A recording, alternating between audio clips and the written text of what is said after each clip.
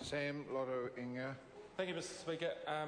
Mr Speaker, I rise to support this bill, the Taxation Annual Rates, Trans-Tasman Savings Portability, KiwiSaver and Remedial Matters Bill. Mr Speaker, in July of this year, despite the sideshows presented by the opposition, the Honourable Bill English was with the Honourable Wayne Swan and signed a Memorandum of Understanding to establish a Trans-Tasman Retirement Savings Portability Scheme. Mr Speaker, that scheme, as many have already alluded to today, opens the way for New Zealanders to return home from Australia and bring their retirement savings with them. Mr Speaker, the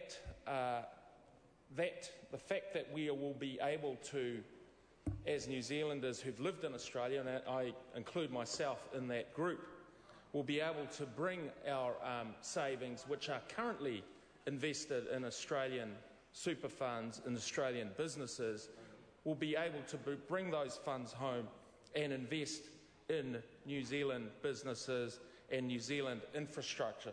Mr Speaker, it is a bill which will enable the exchange of funds. Of course, some will take their KiwiSaver savings and invest and transport those to an Australian fund.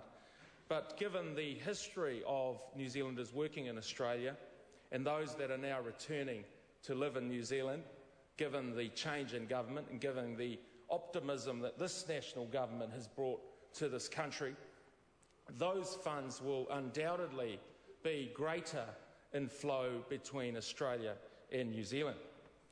Mr Speaker, it is as the prior speaker, the Honourable Sir Roger Douglas, has alluded to, this will not solve all our problems, and I don't believe Rome is burning, but what it does do, it is consistent, Mr Speaker, with a raft of other legislation that we are putting in place to make it easier for businesses to raise capital, to make it easier for funds to be invested in our infrastructure, our rundown infrastructure in this country, and it will make it easier, Mr Speaker, to create a single Trans-Tasman market, not just for goods and services, but also for labour and a number of other investments that cross between our two countries.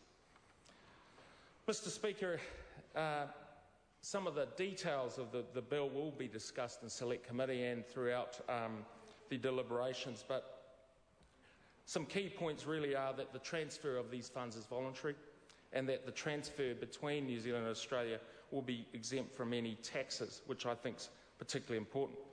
And the amounts that are transferred between the countries will not be available for investment in third countries.